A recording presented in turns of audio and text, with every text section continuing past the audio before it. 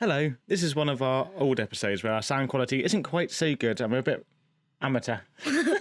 Yeah, now we're pros and we've spoken about a lot more things and our sound quality is a lot better, as you can hear currently. Yes, so enjoy the show anyway. Thank you. On the show.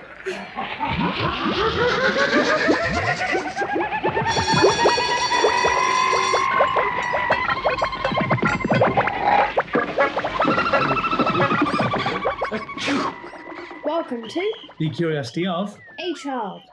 This episode, we're going to talk about noses, aren't we? So what did you have recently? I had my nasal flu vaccine. That's right, yeah. So that got me thinking about vaccinations and exactly how they work, and wasn't sure how much you knew. Then after that, we're going to get a little bit grosser, aren't we? Yeah. But we'll save that as a little surprise for later. Mm-hmm. You can also now find us on Apple Podcasts, Google Podcasts, Spotify, Stitcher, Podbean, and if you want to send us a message, we're on Twitter at CurieChildPod. Yeah, and actually, no such thing as a fish. Top podcast. Yeah, they actually retweeted. Yeah, they retweeted us. So we are now among podcast stardom. Yeah.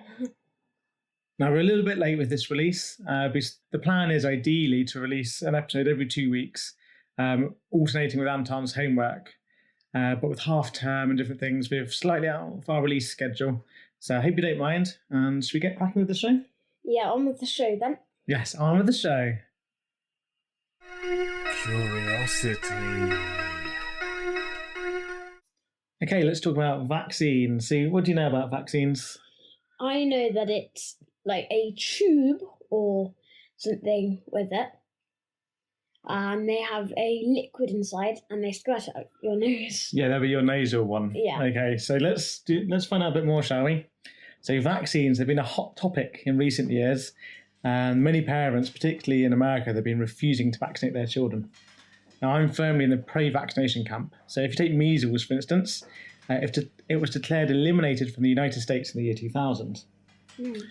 But since that time, cases have started reappearing, and this might be through international travel, where people coming into the country, and also from other people refusing to vaccinate their children, so it starts spreading. Yeah. Because it's actually one of the most infectious diseases, with a 95% infection So rate. that's out of 100 then, 95. That's... Well, yeah, if you have...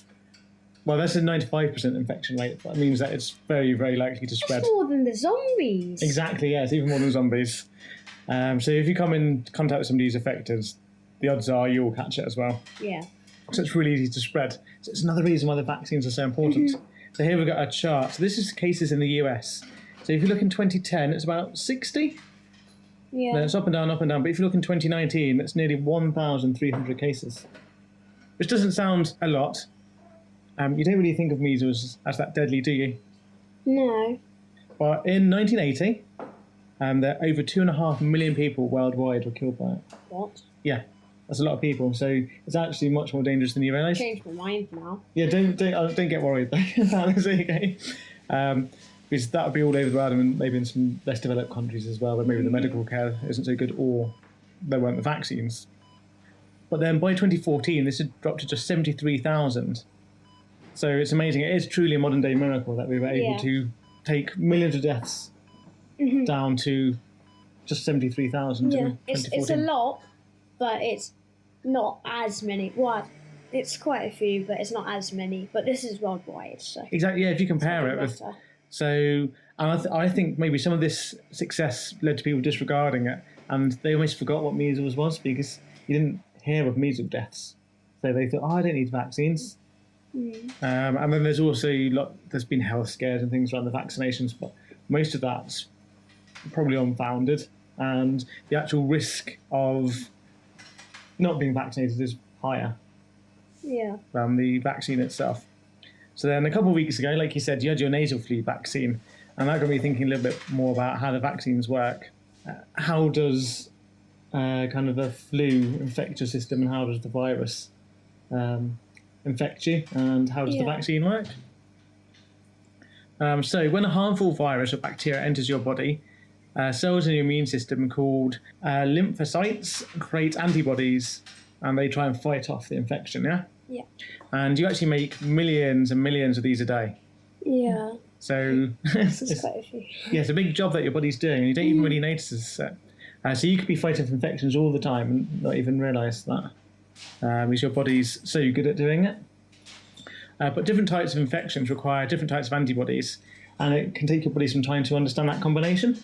Yeah. So if you think of it, if you're playing a game and you've got a boss battle, you've got to kind of learn its weakness. Yeah. But once you do, you can defeat it more easily, can't you? Mm-hmm. So it's similar to that. So what a vaccine does, it will train your body how to fight a particular infection.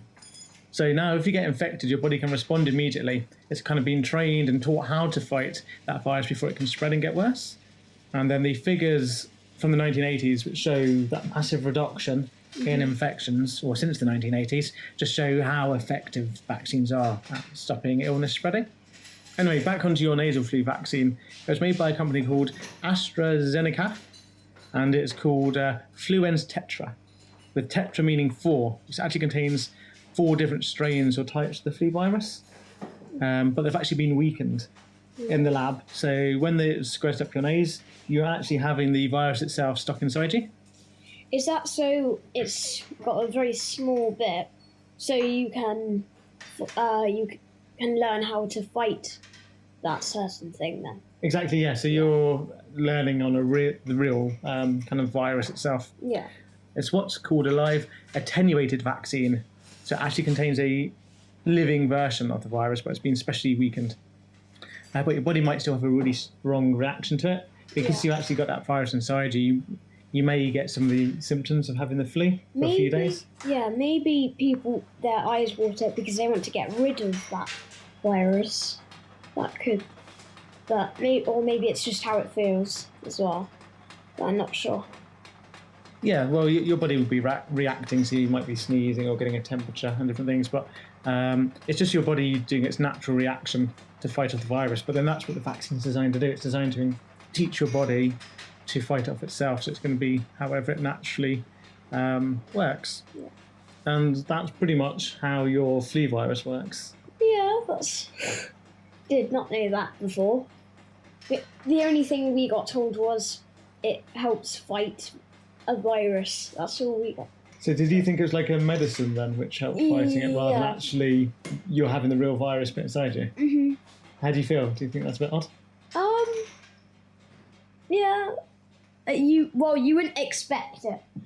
Yeah. Really. So, and you got to think, how did people start understanding? Oh, to make people not have an infection, we have to infect them. Yeah.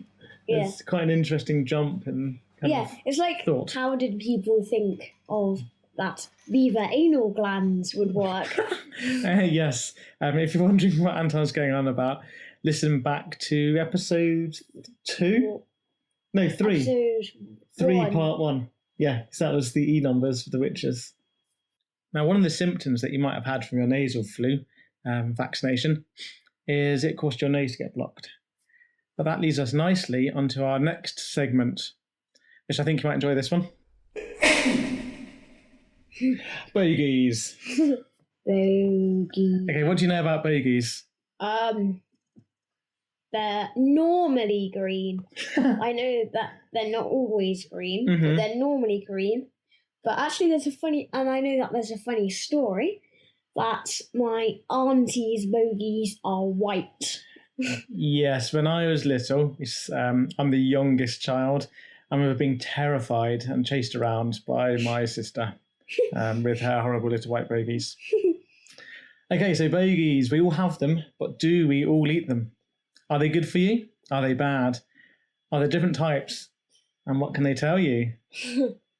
Now, Anton, this is going to be quite honest, okay, this feature. I spotted you picking your nose. Oh, what? I don't know what you're talking about. I've seen you mining for bogies. I definitely don't do that. You can be honest here. Do you pick your nose? Yeah. Yeah. Are they tasty? Most of the time. Yeah, I think most people would admit having picked their nose and probably at least once in their life actually had a taste. The other day I had a very sour bogie. Very. Okay, maybe that's from what you're eating. Okay, and also our nostrils, they're just the right size for a finger, so that must be for a reason. Yeah. So, do you know what bogies are?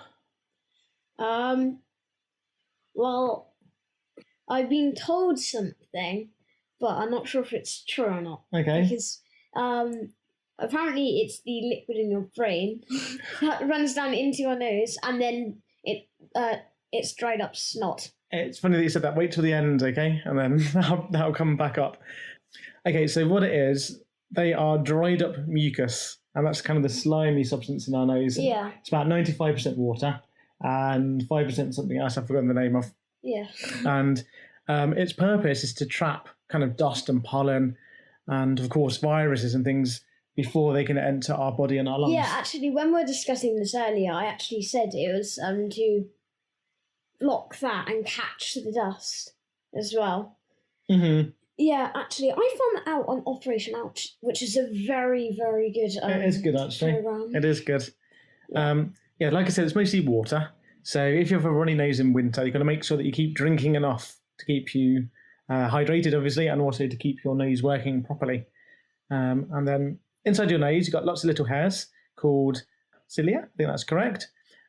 And they help to move the mucus in your nose along with gravity. And it's estimated that about every 20 minutes or so, all the mucus in your nose would have been flushed down into your stomach or out of your nose.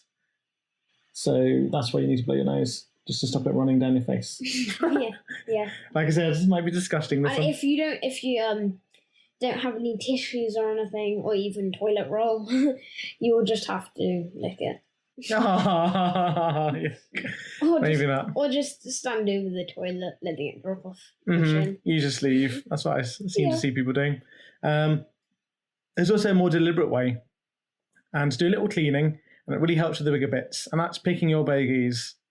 Now, it's really common with kids, and they say, I've got conflicting reports here. Some people say it's popular because they taste salty, and some people because they taste sugary. So how do yours taste? Salty or sugary? I said sour. I had a sour one the other day. Actually, I'm just trying one now. How's... Probably salty. Okay. Yeah, makes more sense than sweet, I think. Yeah. Now, the thing is, obviously, picking your nose and eating your bogies is seen as pretty disgusting in our culture, and probably most cultures, I imagine. So if you are going to do it, avoid doing it in public, okay? Make sure you do it in private. And more importantly, is it bad for you? I've heard that it's good for you. Mm-hmm. Yeah, it seems it isn't bad for you, because there's scientists from several universities, including Harvard and Saskatchewan, which is in Canada. They agree that it's a good thing for kids to do, and it shouldn't be discouraged. But please, please, please do it in private, okay? Not in public. Because it turns out our noses are a rich reservoir of good bacteria. I'm all for good bacteria. Generally, it gets such a bad rap, but actually, bacteria is really important to our health. Yeah. So I think we've got so much in our body, because you could say for every human cell in your body, you might have up to 10 little microorganisms inside you. Yeah. You are an entire ecosystem. You are a human planet, really, aren't you? Yeah. Anyway, back to bogies. Now, there was an Austrian professor called Friedrich Bischinger, I think that's correct, and he had this to say about eating bogies. Now, I'm going to try my Austrian voice here, so let me just get into Autophagen. Eating the dry remains of what you pull out is a great way of strengthening the body's immune system.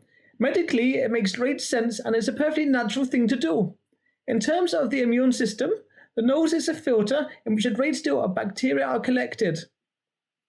And when this mixture arrives in the intestines, it works just like a medicine. He also added that people who pick their noses are healthier, happier, and more attractive.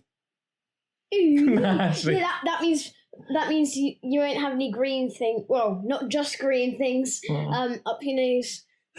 Sorry. Actually, I added that last one. He didn't say you were more attractive. Actually, picking your nose is seen as unattractive. Sorry about that. So actually, if you think about it, this is why this topic works well. It's quite similar to how vaccines work. Yeah. yeah. The bacteria or virus is being trapped up there and then introduced to your body in small doses and maybe weakened because it's been killed. That's if viruses are even alive. Yeah. Some debate on that. So it gives your body a chance to maybe slowly come to terms with an infection or stop some things even entering your body. I wonder if the snot, snot catches some of the vaccines. It would, yes, it's been squirted up your nose, so some of it's going to be comes caught up in your bogies and your snot. Yes. Yeah. A couple of episodes ago, we spoke about how cloves are used for dental hygiene.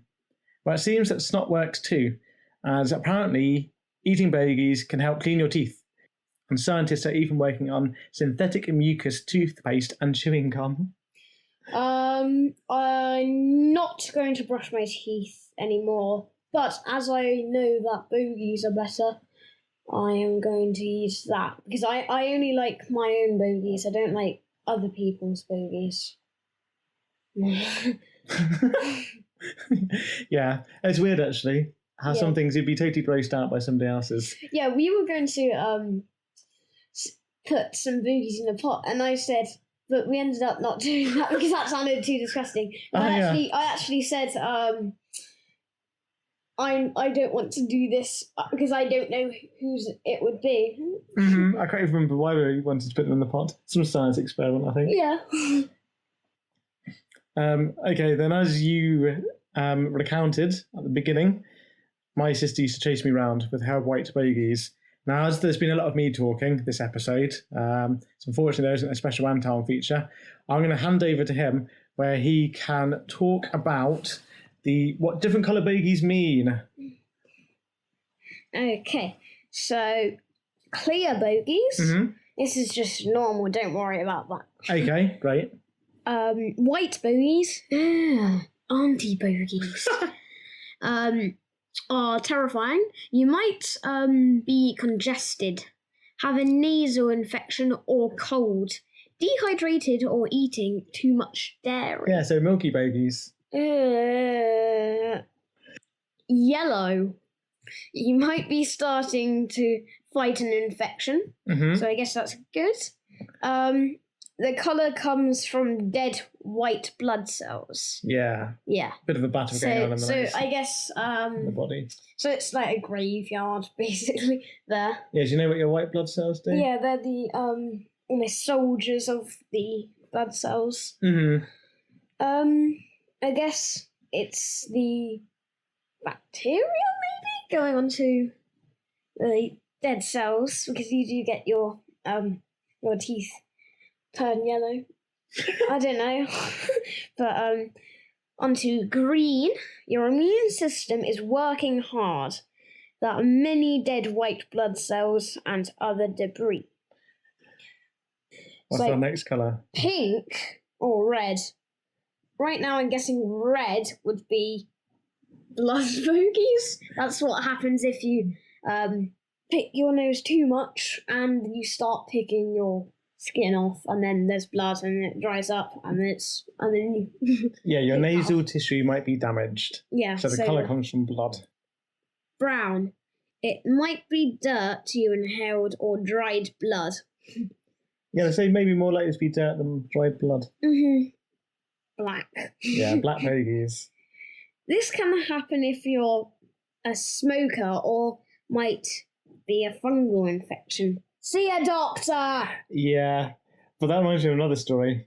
Because I also have a brother, and he once stuck a mushroom up his nose. I don't know how old he was at the time. I think I was very young, so I don't really remember it. So perhaps he had a bit of a dark brownie, blacky bogie that day.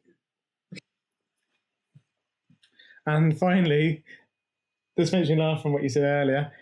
If your nose is running too much, it's probably not mucus, it's probably something called leaky brain syndrome. So that's bogies. And remember, don't pick your nose in public. Don't eat your bogies in public. But it's not great, but if you really have to, go behind a bench. And if your parents tell you off for eating bogies, you can now say that scientists from Harvard University have said it's good for you. So thank you for listening. Hopefully we'll be getting back to a more normal schedule and routine soon. Yeah. And we'll have Anton doing proper features as well again. Yeah. So thank you for listening. Thank you for listening from me as well. And goodbye. We'll see you next time.